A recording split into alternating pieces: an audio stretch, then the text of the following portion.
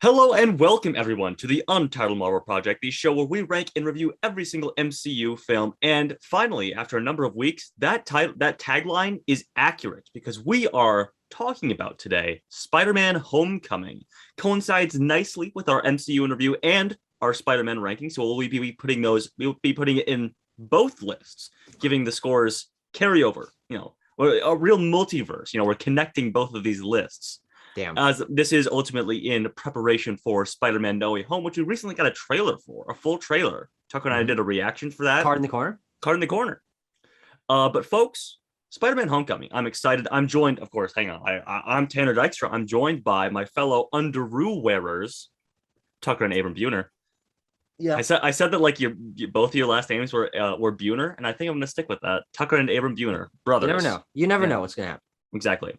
But typical YouTube stuff. I have to say it, folks. I'm so sorry. I gotta say it. We're like the spider guys of YouTube, and you should subscribe to Backlog Banter. You should join the Discord down below. You should like and comment on this video. Comment your thoughts on Spider-Man Homecoming. Let's talk about that. Let's give our comments on Spider-Man Homecoming. Sounds good to me. I'll allow it just for today. Yeah. God, I love a good. You're allowed to talk about Spider-Man Homecoming as a little treat. Yeah. Well, I feel like I was doing good with the intro until I said we're like the spider guys of YouTube. And then I think the brotherly relationship established between Tucker and I might have also been a misstep. Oh yeah, but I find something very comforting about the way UMP episode begins. It puts me in the right mindset for these episodes. Yeah. Tucker, what do you think about Spider-Man Homecoming? Spider-Man Homecoming is probably one of the Marvel movies I've seen the most, just because I think, as I've mentioned before, this is sort of the ubiquitous high school movie for me. This movie came out and it was just kind of everywhere. It was shown on buses. It was shown in classrooms. If we suddenly had a day that we didn't need to do anything on, people just have it on the background of stuff. And so I've seen it plenty of times, but really sitting down and thinking of it, not only in the context of the MCU, which obviously I'm a big fan of, but in the Spider-Man series, which we have been rewatching and I've been sort of reframing my mind around.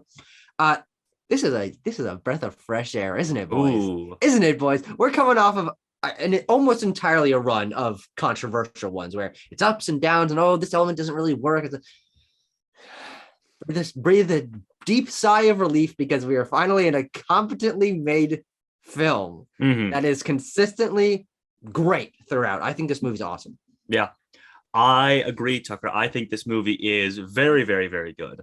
I think it is, like you're talking about with previous Spider-Man films, we're like, this element's missing here, it's overdone here. No, this is perfectly baked. This is a molto bene Spider-Man film. And I know it has its detractors, there's too much Iron Man. Wow. No, shut up. We'll get to that. We'll get to it eventually, but you're just wrong, kind of. Maybe you can have that opinion. It's fine also. Abram, what's your thoughts on Spider-Man Homecoming? So this is my second time seeing the movie. I saw it first when I came to Demand however many years ago. I didn't see this one in theaters. You demanded it. You're like, yes. Direct Disney? TV? Yeah. Show me Spider-Man Homecoming. I want movies of Spider-Man. It came out in theaters, and then I just sat here like this every day and went, every once in a while, and it finally landed in my palm. Sure. I liked it a lot then. Rewatching it now, I think that this is the best Spider-Man movie, and I think that this is a top 5 MCU movie. I think Spider-Man Homecoming is fantastic.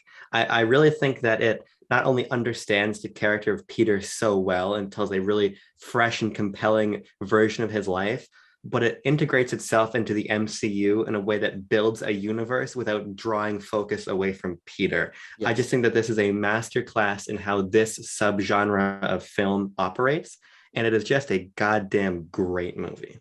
Yeah, it really is. I do think that what this movie does best, and while this is, I think, somewhat controversial because people really want this to be super Spider-Man focused, but it places Spider-Man into the MCU in a way that I agree, it doesn't take focus away from Peter, but it puts more focus on the world building elements and the sort of entire universe around Spider-Man from a grounded level that I think makes this a really interesting and unique version of Spider-Man, even if some people will complain he leans too heavily on Iron Man, there's too many references to other stuff, but I really find it compelling to have criminals wearing Avengers masks, to have PSAs from Captain America, to have them being dealing with the aftermath of the Avengers 8 years later, but really 5 years later.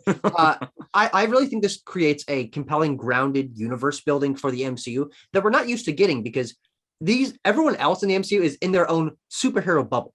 Peter Parker is a human being. He's a straight white guy living in New York, and he's living his life. And he's also a superhero. And I think that makes a great intersection that allows you to get a better street level view of the MCU universe and introduces us to by far my favorite version of live action Spider-Man. What I was going to say, you bring up something interesting there, Tucker, is this was the first time that we got like ground level, just everyday people going about their lives in the MCU. Yeah. In the MCU. And it's really interesting because, you know, I like that they throw in just like little offhanded comments. It makes it feel normal. Like little background things like how Bruce Banner and Tony Stark are like pictures hanging up in the science room and stuff like that. Or they're learning about the Sokovia Accords in history class. They're learning about the Sokovia Accords in history class, stuff like that. Just the kind of world building I want. Like I really think that maybe it feels a little bit forced because this is the first time we're getting that, but we're only given 2 hours of time every few months, or twice a year or whatever at this point, to get this universe building. I think get it out there, let it be a part of the universe, and I think it complements this and the greater MCU very, very well. It serves the plot in a lot of ways too, the whole thing about like the Vulture selling alien technology and like various other MCU villain technologies and stuff like that. I think Shocker 2 has an offhanded comment about how he got the glove from the incident in Lagos or whatever. So it's Crossbones's like power glove that he has. And it plays in comedic moments too, like the Captain America PSAs that we see a number of times in the film. They implement these universe building, these ground level ways of how people live their lives now, and there's so many interesting facets of this movie, and I'd say it works pretty much every time. I think it would have been a missed opportunity to not do this, because I think that there is a temptation to, in a ham-fisted way, which is what I'm kind of worried about with No Way Home, which we'll see when we review that film, to just shove shit together because fans recognize it. And I think that when you come from the perspective of what would be from a business angle, from a hype angle, a marketing angle, what characters can we shove together to make those references, to get those wow moments, that doesn't feel as earned as what Spider-Man Homecoming does, which is saying we've built out this world and Peter is a kid in the world, and Peter's going to be influenced by how the world has been influenced by the appearance of the Avengers and by these, completely reality altering events that have occurred. And because of that, I think we get a really great anchor for who Peter is as a kid, right? And because of that, you've got Ned being curious about, oh shit, do you know Hulk? What does Hulk smell like? What are all these things, right?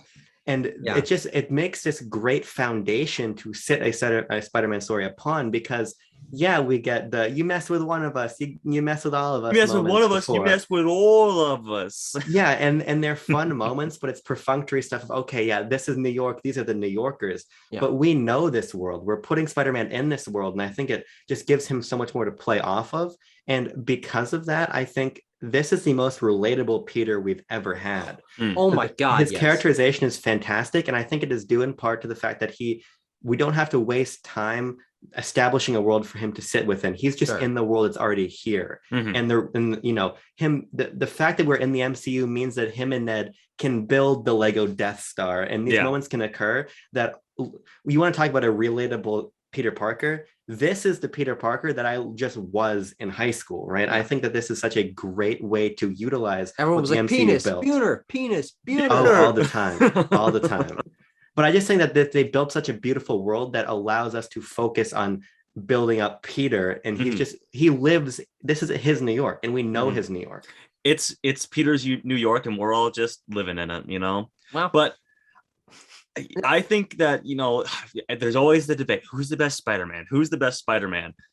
Tom Holland, there's a strong case for Tom Holland, because with every other performance which we've talked about extensively in this series, there's always like a detraction that you can pin on, the performance.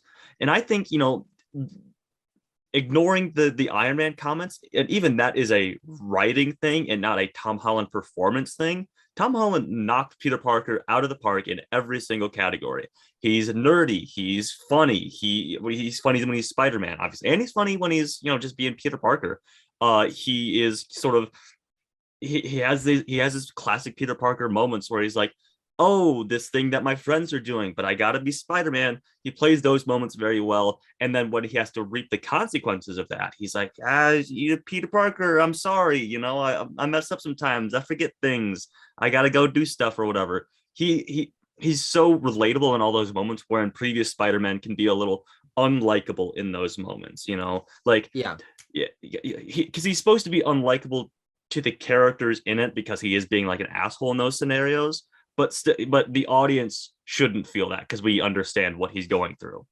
Yeah, I think that this is my favorite live action Spider-Man, as I said, because he plays a genuinely inexperienced Spider-Man. He's making mistakes, and he's like paying for them in small ways, and he's messing up things, and he's stumbling, he's bumbling, but he's learning from those mistakes. And I personally feel that the inclusion of Tony Stark as the parental figure and as a very backgrounded force in this. Yes, he shows up a couple times, but it's a total of 5.5 minutes of screen time, everyone. Calm the fuck down. He's not in this entire movie. But I do think that builds a really interesting relationship, not only for Peter to have a unique mentor figure to look up to, which we've never seen before in comics, or like this is an entirely new MCU idea, but it also gives Tony a little bit of something to work with as well, because he's suddenly put into a frame of mind where he has to be responsible and be a good role model, which he obviously never had to do before. He is the fuck up. He is the brash one, but now he has someone else to look out for and teach him the ways of being a superhero. And I think that works really well for the relationship.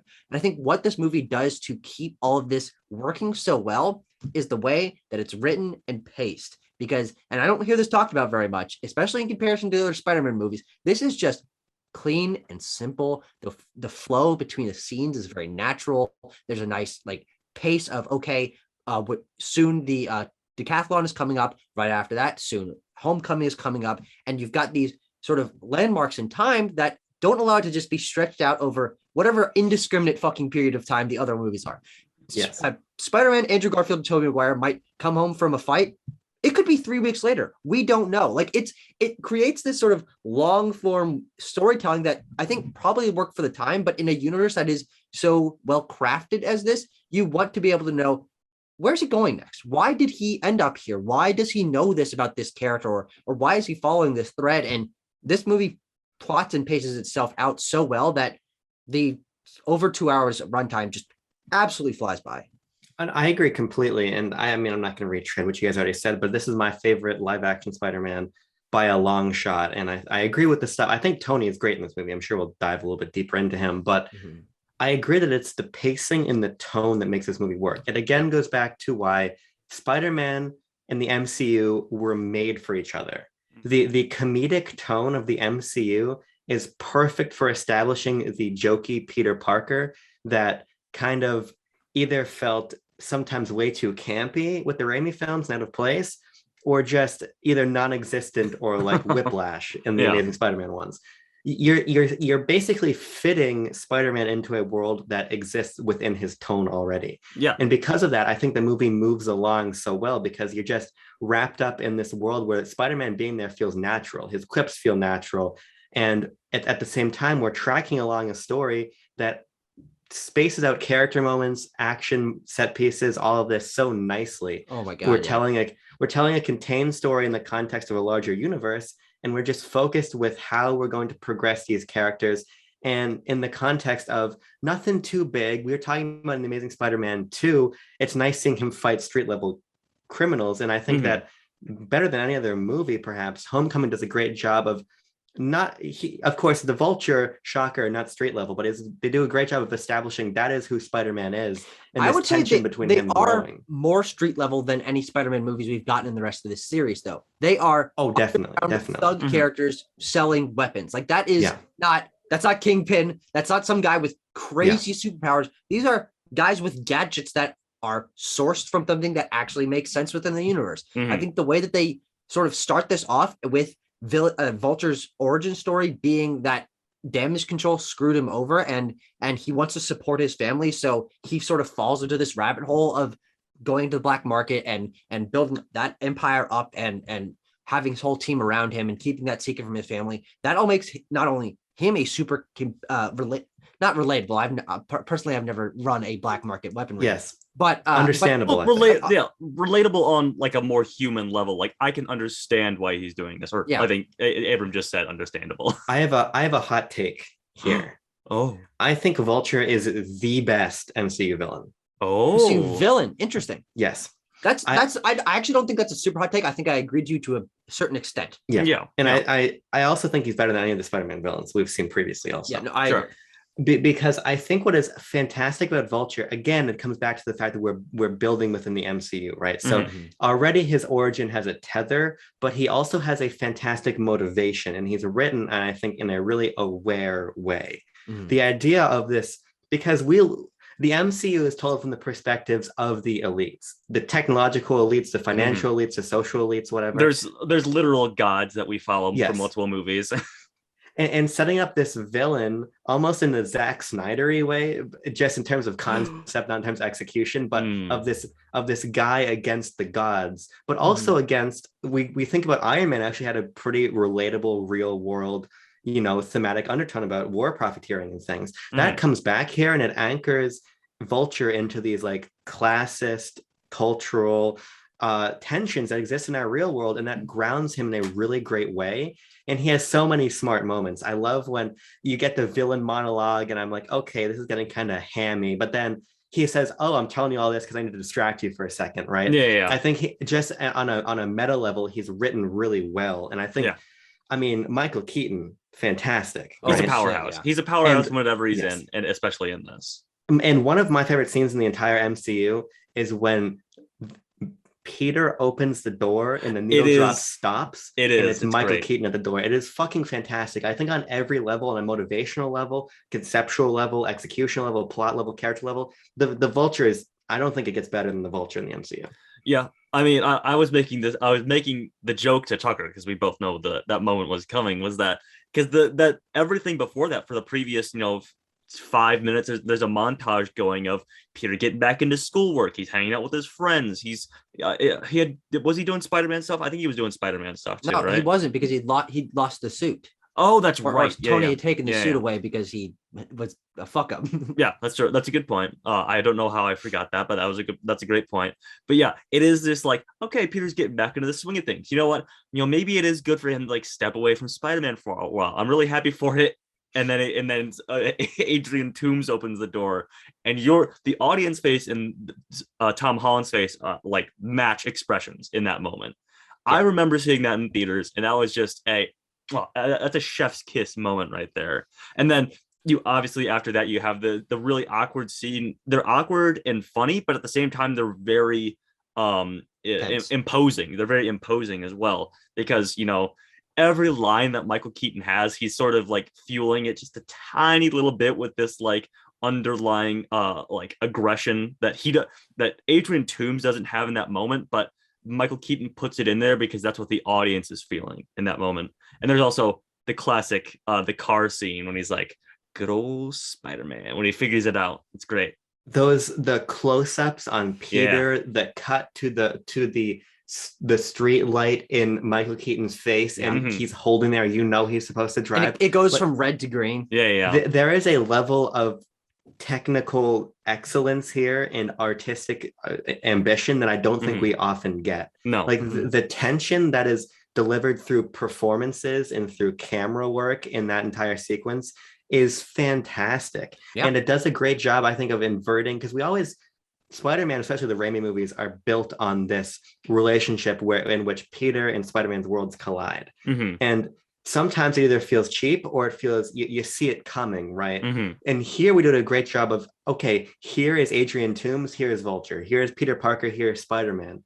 they intersect, but we don't know how they intersect until Peter does. I think it is a great way to reveal that twist in which it feels really earned and actually shocking. Yeah. I think that on a structural level, this is easily the best Spider-Man And film. that's a great but you bring us a great point there, Abram. And Vulture brings this up, or Adrian Toomes in his villain monologues while he's saying this is like, and he has a point that him and Spider-Man aren't that it's a classic thing, we aren't that different, you and I. But he's right, they are both living these alter egos to, do what they think is, bettering their lives and the lives of others in these scenarios.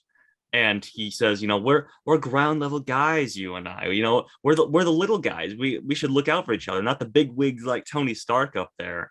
And it's a great dichotomy of those two characters.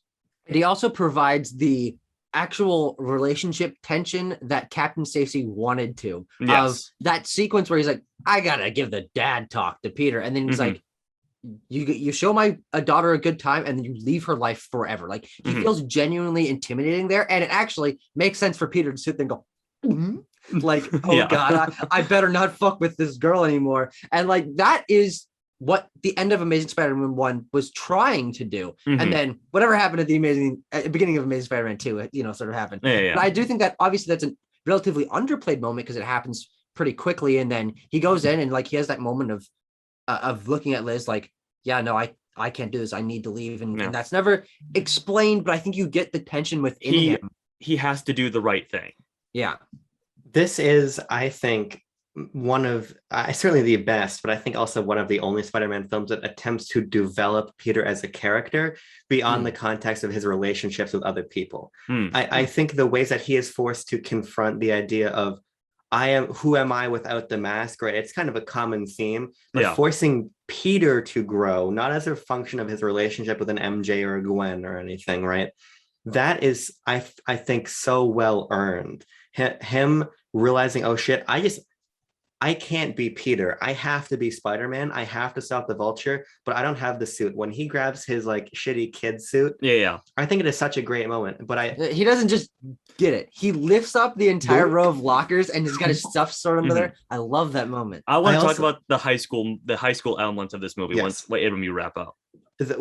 I genuinely think the only moment probably that will make me emotional in any of these Spider-Man movies is when he is trapped under all of that shit after he fights Vulture. And then he starts like crying. He's like, come on, Peter, we can do this. But he goes, no, Spider-Man, come on, Spider-Man, come on, Spider-Man. It's really subtle the ways that they finish that arc and turn him. Peter Parker is Spider-Man. He doesn't need the suit to be Spider-Man. He is. And I think that usually in these films that are usually either thematically vapid or like ham-fisted, this straddles that line really nicely and just leads to these great empowering developing moments for Peter. I will say it does have a bit of a hammy moment when he looks down and it's the half and half of his face and the mask. Although I think that's that whole sequence obviously intended to basically one-to-one recreate comic book scenes. I'm pretty sure there's a cover that's where like it's the half him and in the half. puddle and half and half, and it's like at that point obviously they don't linger on. It's not a huge moment where it's like look, but it's a cool Easter egg thing where that doesn't bother me at all. It's a little bit strange in maybe the context of a very serious scene, but everything around that I think works so well that I don't know, that didn't bother me. No, it didn't bother me. It is just like a bit of a hammy moment. You can't have a Spider-Man movie without having a bit of a hammy moment in there. Before we get to the high school stuff, can we wrap up the Vulture stuff? Oh, absolutely, yes. As with basically all of these movies, my biggest problem is the third act. That final action sequence, I just do not think is especially good. It is just like bright flashing lights and fire and explosions and smoke and they're falling through the air. Whoa, what's going on? It completely discards what I think makes the movie up until that point so compelling, which is the friendly neighborhoods. That is a cheesy moment where like where you're supposed to be like, he's the friendly neighborhood Spider-Man. Well, can't you be a friendly neighborhood Spider-Man? But like that was Peter on the ground level MCU stuff, right? And the sort of him trying to play up a league. But then when he's on the fucking invisible auto plane and he's like jumping all around it, it just loses me and it just becomes the CGI perfunctory end to the movie. And so if I had to knock Homecoming anywhere, I think it is at entire final action sequence where my eyes just go cross-eyed. I'm like, okay, we're done here. I think it gets better when they hit the beach, though. I think that's where it gets better. Yeah, because then there's an actual character moment. Yes, right. that the whole tension of him being out of his element there, I would say, is an interesting way to sort of end his arc, because he's obviously out of his element elsewhere in the movie and put in situations where he has to push himself to his limits.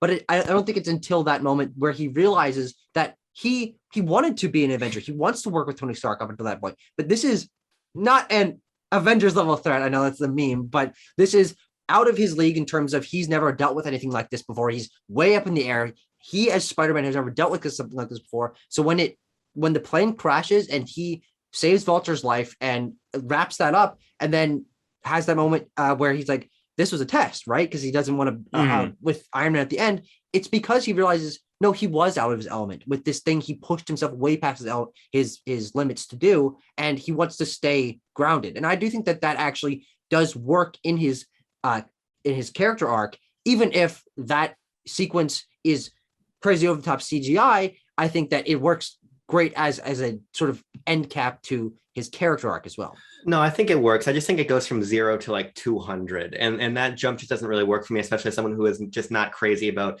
the CGI action sequence that ends basically all of these movies. Maybe this is an unrelated thing. Maybe not a conversation we want to get into in a Homecoming review, since it's more of an Infinity War issue. But I feel like the moment that Tucker just talked about, where he sort of refuses that Avengers role, is sort of prematurely ended by in Infinity War, where he's like, okay, you're an Avenger now, blah, blah, blah, bam, bam, bam, help us defeat Thanos or whatever. Because that pacing feels a little off. That's definitely an Infinity. That has nothing to do with this film. Well, yeah, exactly. But these films are so interconnected. I felt like I needed to bring it up, but we also need to bring out like the main crux of what I feel like what humanizes Peter by and large in this is the sheer amount of high school stuff we get, way more than any other Spider-Man movie, which is fair, because maybe the creators of those films knew that, oh, we're casting like 25 to 30-year-old men. We don't want to put them in a high school a lot because it might feel weird. But Tom Holland, he's a fresh, young-faced looking lad, and all these high school moments I love. I feel like they're some of the best moments in the entire film. Comedy wise, just teen adventure wise, they're all great. I do think that what this film does best is establishing a different tone of comedy from the other MCU movies. This is obviously an MCU movie. MCU movies sort of develop their own style of how action and comedy and character relationships blend together. But what this does, and I think smartly so, is set itself apart by putting it in high school and drawing a lot more from teen comedy stuff. Yeah, so a couple of the moments end up being corny, but I think that's obviously intentional to create that different tone that also, as you said, really humanizes the characters and makes them relatable in a way that, okay, yeah, we didn't go to a school in the MCU. We didn't go to a super extra epic brain science high school in New York, but we had these moments of going to extracurricular activities and interacting with our friends in classes and stuff like that, and goofing off during class. And that's not something we got to see in the other Spider-Man movies. No. It does make him a lot more relatable, and I think also fleshes out probably one of the best supporting casts of human characters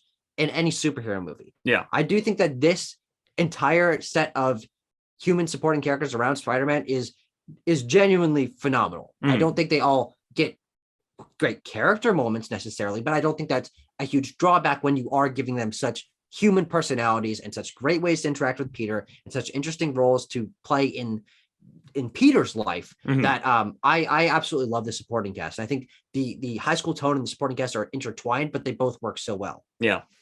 I mean, I'm not going to reiterate what you guys just said, because I think you're totally right. I feel like too often these movies forget that what makes Spider-Man interesting is that he is this kid.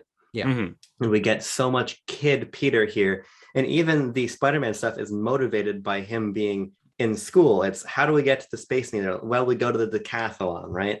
It's just there's such a deliberate fusion of the two that I just think it nails why Spider-Man is an interesting character. And I think that Ned in particular is fantastic. I'm a big Ned fan.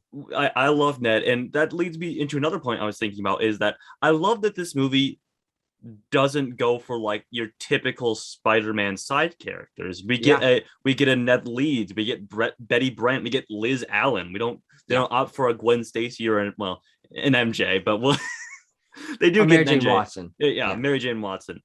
But yeah, our initial love interest for Spider-Man in his first movie in the MCU was Liz Allen. Everyone's like, who's Liz Allen? By the way, the most attractive Spider-Man love interest in the entire franchise. They're all queens, Tucker. They are all queens. Yes, but Bryce Dallas Howard is the queeniest of the queens. That's not a terrible point. She's better as a redhead, so we are ranking Spider-Man movies, not women. Okay, folks. We'll do that at the end of Far From Home. No. Can I just say how wonderful it is to not have a fucking Harry Osborn in this movie? Yes, that's another thing I want to bring up is that people are like, oh, no Oscorp at all. Yeah, where's Green Goblin? Where's Harry Osborn in the MCU? Where's Norman Osborn? Maybe you don't need it. We get Ned Leeds, who's better than any Harry Osborn actor we've gotten in a Spider-Man movie. Yes. Oh my! Jacob Batalon, what a king! What a king! Jacob Batalon is great in this. Mm-hmm. Is he possibly too old for the role? Possibly. Does that wig kind of look a little bit ridiculous? Yeah, possibly. But I think the way that his chemistry works so well with Tom Holland to have these really maybe over the top but really funny and relatable nerdy moments, and just the way that he as a superhero fan interacts with all of this new information being thrown at me, like, Peter, I don't think I'm gonna be able to keep this secret. This is great thing ever. I'm pretty honest with you. He has so many great comedic moments, and he has such great comedic timing that it makes him believable as a sort of aloof friend who's also absolutely ridiculously loyal. I think their relationship together is so believable that they have their secret handshake that they do without looking, and they're building Legos together. And Aunt May and Ned have they know each other because obviously Peter and Ned have known each other for a super long time. There's such an established world here that I think works its best because we're not dealing with basically anything that is classically Spider-Man storyline. No Uncle Ben, no Oscorp whatsoever, no Mary Jane Watson, no Gwen Stacy, no Harry Osborn. You're taking all these elements and instead creating something that works for the MCU and also works better as a film storyline. I do think that all of this is unique because it's unique and doesn't lean on pre-established tropes, but that makes it a heck of a lot stronger. And okay, sorry, go for it. Question for the panel. Yeah. Do you think that Tom Holland and Marissa Tomei had sex during the production of this film? No. Moving on. Tucker, your answer? That's really out of left field, buddy. I'm not gonna lie. I was thinking about that when I was watching the movie last night.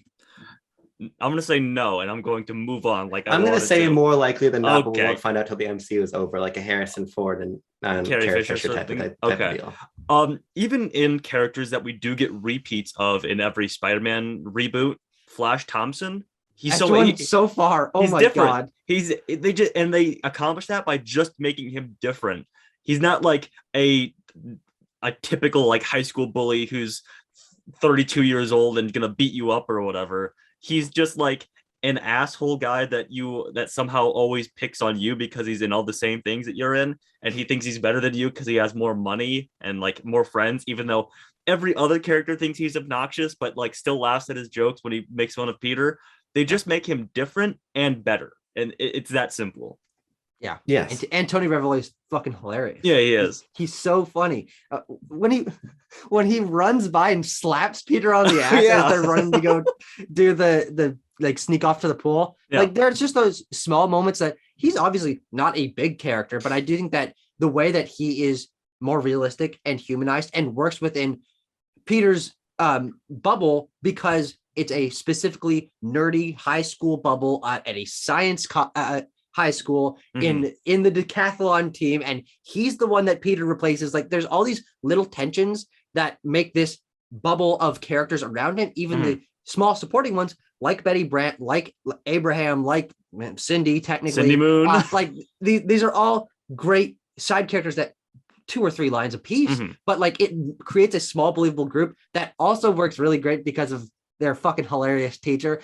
I'm so happy is much Martin more Starr. present. Martin Yeah. Starr, yeah, who's a lot more present in Far From Home, and I can't wait to watch his things again. Apparently the same character that he played in a bit part in The Incredible Hulk, which is super True. interesting. Yes. I also want to shout out, Martin Starr, obviously a very established comedian. Hannibal Buress also has a brief time in this movie. He's funny. Pretty sure this guy's a war criminal now, but videos are mandated by the state. Let's Also do this. when Captain America's like, your gym teacher, and he points the wrong way. Yeah. He's standing on the other side of the TV. It's those little moments that I think work so well. Yeah. So if we're going to talk about the supporting cast, though, I think we should probably talk about the supporting cast member being Tony Stark, who was bandied about in the advertising, ended up being in surprisingly little of the movie, and then made more money than I will ever see in my entire lifetime. I think I looked this up. I had to look this up because I wanted to double check. He has like 7.5-ish minutes of screen time and got $15 million. Sure. Pocket change. Pocket change. Now, I have to say, I am a huge fan of Tony Stark in this movie. Yes. I think, again, it goes back to our idea of putting Peter in the world that exists as it stands. I think the cover of him having the Tony Stark internship, of course, a plot thread that was set up back in Civil War, but I just think that it works so well. And the idea of giving Peter a mentor, I think works really well. And their relationships play off of each other very, very nicely. Yeah. Now, I think it's kind of being telegraphed that Peter's going to die in No Way Home. I don't know if there's any leaks to that effect, but I would love to see him become what Tony is for him in Homecoming to a Miles Morales. I think that'd be a real missed opportunity to not carry this on, because I think this relationship of the student Peter in school and in the superhero world just creates a great dynamic. And if you're going to do anyone, RDJ brings so much in terms of the plot, the tech suit. I love him taking out the training wheels protocol and figuring out all the Tony Stark shit with his AI suit. It's just all great. Yeah. I do not think this movie would be nearly as strong without RDJ in it. I think that's true. And I think also an element of why I think having Iron Man, not necessarily him in particular, but an established superhero figure as Peter Parker's mentor and father figure in this role, I think is a way for them to give the lives of Spider-Man and Peter Parker a little more webbing, a little more connection, because he's suddenly not hiding it from everyone. He has people who know he's Spider-Man and don't give a fuck that he's Spider-Man. Happy Hogan, he's texting him, he's talking about missions, he's calling him, he's talking to Tony Stark on fucking basically Zoom, essentially. Yeah.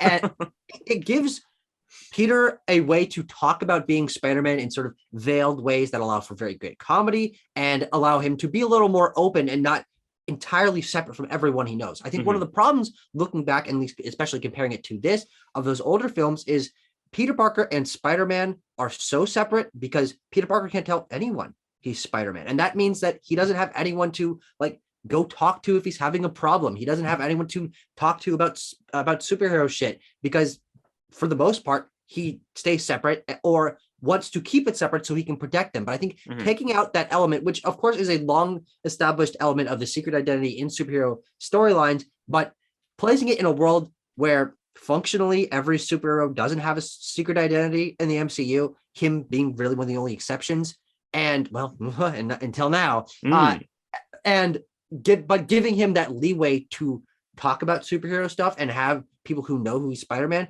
I think works great for him as a character and the dialogue, and keeping him connected to the world around him. I think, and I do want to talk about the people's complaints with there's too much Tony Stark or whatever, or maybe not screen time wise, but like influence on Spider-Man as a character in the MCU. Because on a hypothetical level, I get it that you want Spider-Man to be sort of self-made in that sense and figure his stuff out on his own and not have a super techie suit gifted to him. You want him to develop those things.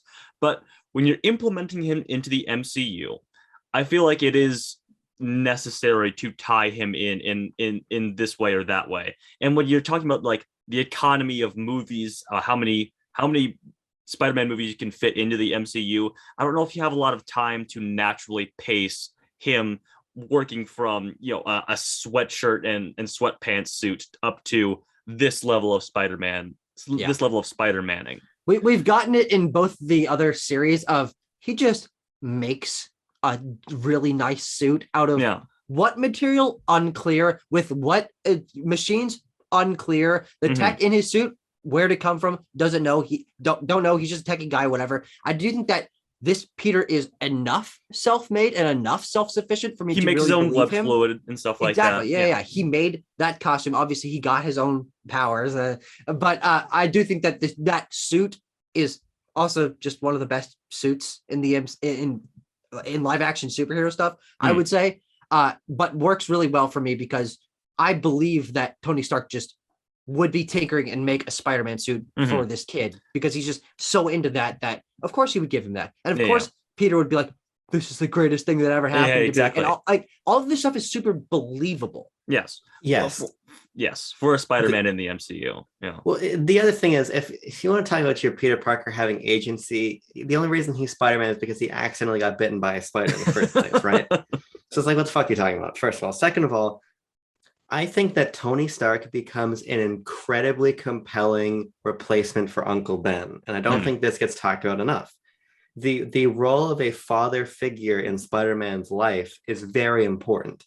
The presence of Uncle Ben is pretty much what makes the Raimi Spider-Man who he is.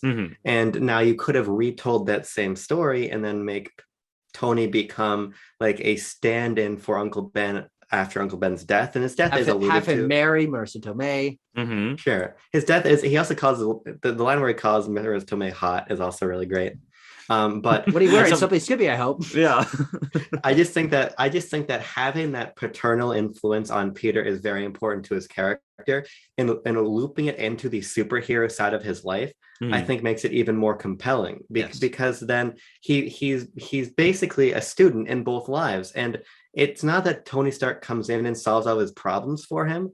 This Spider-Man still has a lot of agency in the sense that he loses that suit, and then on his own, he has to discover who he is, right? I think that on a character level, this Tony relationship does a lot, and I think that Tony is used well. It's not like he just shows up to have Iron Man in the movie. There's a dynamic there. There are great moments, like when the autonomous suit rescues him, and then it's the second time, and Peter starts yelling at Tony, "If you cared about me, you'd be here," and he steps out of the suit. I just think they do a lot to actually make Tony feel very important to the movie.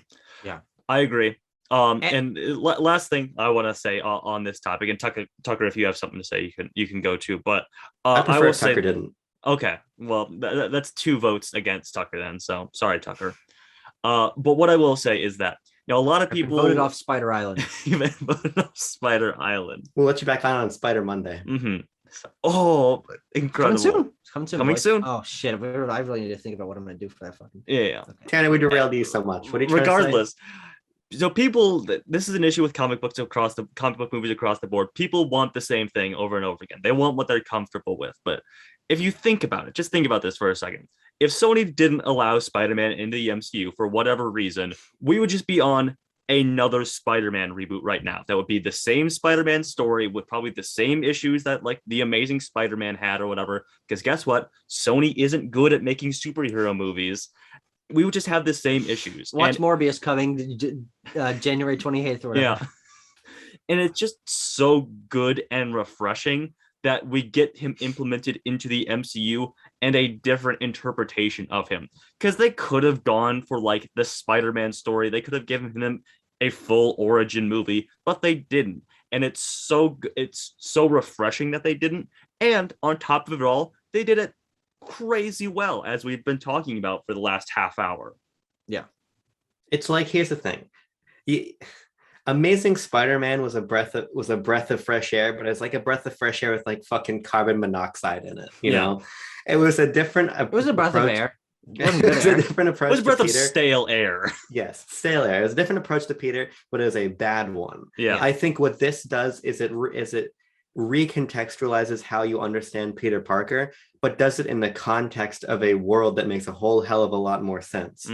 Again, it comes back to what I said at the beginning. It would be a missed opportunity to not put Spider-Man into the MCU, not tangential to it. So yeah. I think one of my favorite aspects of superhero storytelling is giving people exaggerated situations to be in, but giving them a human set of relationships to connect with. And I think that something that we don't get a lot from superhero movies, we're starting to get that more from the MCU, is superheroes connecting on a personal level and having to deal with it in different situations. That, as I think what you were saying with the paternal role and the mentor role that Tony Stark fills for this, and wanting to see that pull forward for Peter to a possible Miles, is obviously a great idea, and I totally agree with that. But I do think that it's interesting to see the influence of this also be pulled out to other parental superhero roles that we will be seeing soon. We have Ant-Man and Cassie Lang. He's going to have to teach her how to be a superhero. Not Ant-Man. You really fucking derailed me. Sorry. There. And it wasn't even funny. I saw a joke. I saw a joke an opportunity and I went for it.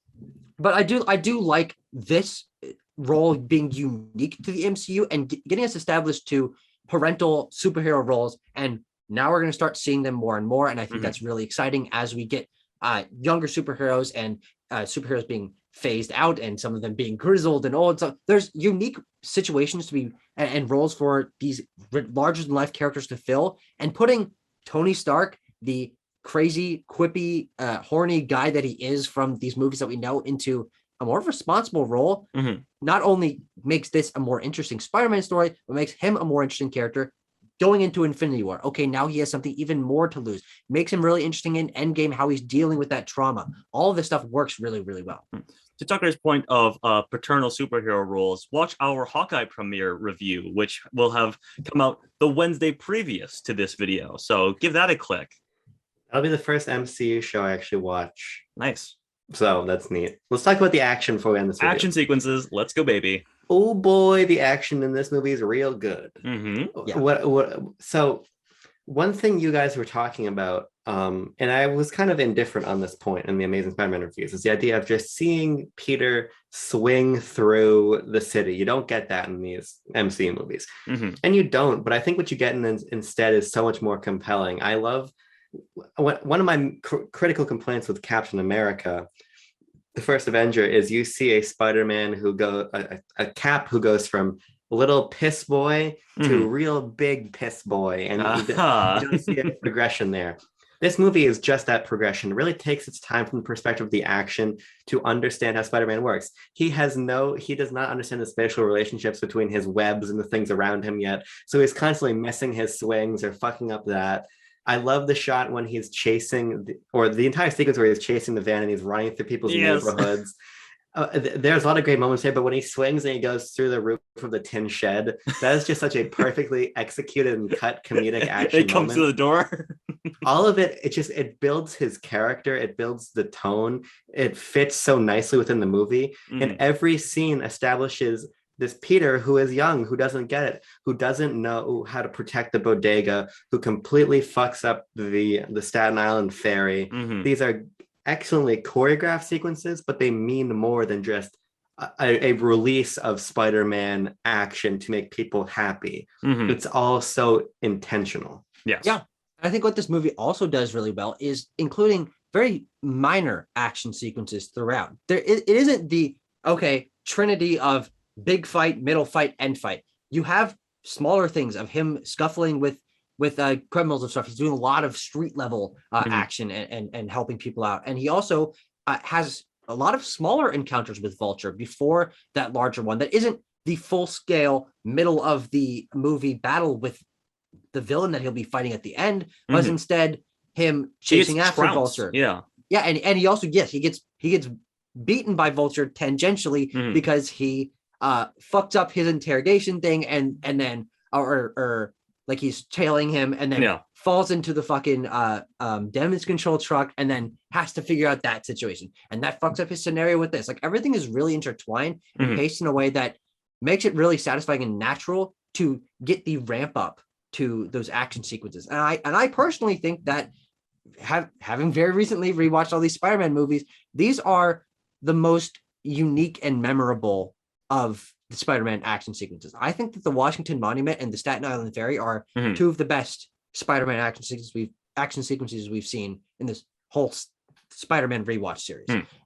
because they put him into a really unique scenario. He has to use his abilities in different ways, and he's not quite used to dealing with something like this. And they're just visually really interesting. Like this isn't just him fighting in a different location. This location is drastically changing the way he is used to using his abilities, and he has to climb up the Washington Monument and try his best to stop the guys on the ferry. All of this stuff I think works so well. Wait, never seen Spider-Man on a boat before. Yes. I totally agree, Tucker. I don't want to like we keep saying, I don't want to restate because I agree with both points that or all the points that both of you guys brought up about the action sequences. Before we wrap up, I do want to shout out just a few more things. Donald Glover's in this movie. He's great. I love him. He's like, you got to get better fucking funny. Yeah, you got to get better at this part of the job. That's what Tucker and Abram say to me every time I do a UMP intro. We also get a knockoff Tom Hardy, Logan Marshall Green as Shocker 1, and then Bokeem Woodbine as Shocker 2. I love Vulture's line when he throws him the glove. He's like, "Now you're the Shocker." I turned to Tucker and I said, "Still a better villain origin than Dane DeHaan Goblin." Yes. Yeah. I do think what this movie does a great job at establishing a lot of smaller villains, which, well, they don't need to ever come back necessarily, but it does create this sort of widespread villainy of smaller people using crazy superhero names. And you technically have the Tinkerer, and you see Scorpion, and you see Vulture, and they reference no, I guess they referenced Scorpion earlier on. But it's all this stuff that does make this world feel more lived in a way that we're honestly not given a chance to see in a lot of these large scale superhero movies that we get.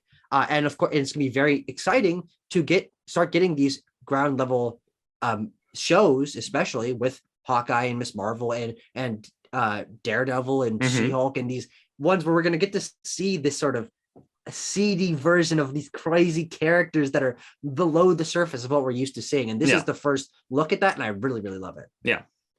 Fellas, should we give this movie a score?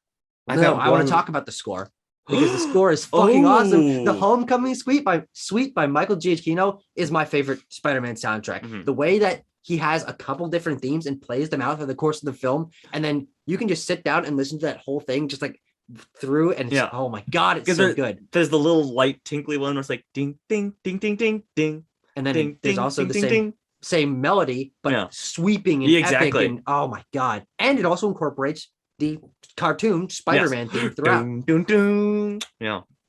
Abram? I've been very positive for this entire review, other than the CGI stuff. So I've got one major issue with the movie that I think we need to talk about before we end up the review. Don't say it ain't so. Ned had a Lego Death Star. I never had one. Oh, that's a glaring issue. Yes. John Watts failed to consider this. It was very insensitive. Yes. I was very insensitive. The one thing I would actually say I do have an issue with, and this isn't a big enough issue to drag down the movie in any particular capacity, but I don't think Zendaya is very funny in this. I don't find MJ to be a particularly compelling character, but that is just the Homecoming version of her character, because I think once you get to know her a little better in Far From Home, I appreciate her more as an actress and as that character, that version of that character. But she's kind of just like abrasive in this movie, and I think that's annoying. Well, that's the point of her character, is that she's just like so nihilistic about everything, and she brings down any interaction. Then that's where the comedy arises. She doesn't feel as human as the rest of the characters. She's not as reasonable and relatable as the rest of the people on the team. She's just kind of sitting there like, "Nah, this sucks." And it's like, well, yeah, what the fuck is the why? And then she gets why is characterized. She included though? Then she gets characterized in Far From Home because they knew they had the MJ thing planned, so they planted her throughout. And if you think about it, from way back in 2017, you're like, they casted Zendaya for this weird side role, like. You probably didn't know Zendaya in 2017. I knew, but she was a Disney star. She was a Shake It Up star. I've known Zendaya star for of Shake a long It Up. time. Yeah. What the fuck is Shake It Up? Shut the hell up. You don't know what you're talking about. Bella Thorne? You don't know what you're talking about. I love Zendaya in this movie. Right? Bella Thorne? That's Belle Delphine. You're close. You're close. I love Zendaya in this movie. I love her in Far From Home. Zendaya, call me. Let me just say. Leave that schmuck Tom Holland behind. Let me just say, I have gone to school with a lot of Michelles. Sure. I think that she is a very Michelle Buhner. Well, actually, I didn't go to school with my mom. That would have been tricky. Yeah. And the Buhner multiverse. Back to the Buhner.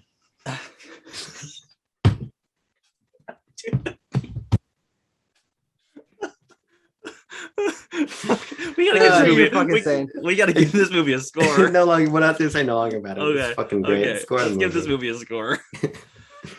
Okay. So we'll give it. We'll put it on the MCU or the Spider-Man ranking first, and then we'll carry that over. So Yes. everyone, get your scores typed in. Ready? I got it. 3. Okay. A 2. A 1. Okay. Oh, look at yeah, this. look Look at at this. Okay. In descending order, I have this at a 9.5. Tucker and Abram, brothers as they are, united at a 9.3, giving this an average of a 9.4, squarely far above the Spider-Man 2 on our ranking here. Now placing it squarely at place number 1. Now let me just of this list, yes. yes, Holy of shit. the Spider-Man movies, the best Spider-Man movie according to BLB. But where will it rank on the MCU ranking? Let me just The same paste place. Yeah, also place these numbers in here. It's not very hard. Oh my It's not god. very hard. Look It's at only this. It's the only one above 9.0 on our, Oh my our God. MCU ranking. Oh my god. This is incredible. This is nuts. Folks, there you have it. Spider-Man Homecoming is the best movie ever made. But no, it has skyrocketed to the top of our Spider-Man ranking and our MCU ranking, and justly so. A little view into my personal opinion. This is my second favorite MCU film, so we'll see how the rest of that plays out. But first, fellas, we got to go to Spider-Man Far From Home. We're talking about that next week. Here's a little bit of inside baseball about BLB. Yeah. Far From Home is one of the first movies we ever covered on this channel. Okay. Sure. So we don't Tucker have to and I- record the video, is what you're saying. Yeah, just fucking repost that thing we made. Like, what was that? 2 years ago, where we talked about Captain Britain being in the movie, which is still a great idea. Fucking annoyed that Captain Britain was in that movie, but They got a plan for it. Kevin Feige's got a plan for all of it, and just like us, we have a plan for our entire MCU ranking because, as you might have known if you're watching this when it came out, our Hawkeye premiere episode came out last week. Hope you enjoyed that. Hope you enjoyed that. It was a great video. Awesome As we all discussion, know. Tanner. Yeah, thanks, Tucker. You too. that's not funny. You didn't record it yet. Oh, well, Abram has implied to us that he'll be joining us on the Hawkeye finale and series review. Is that true, Abram? I'll say that right now. Okay, for now, tentatively.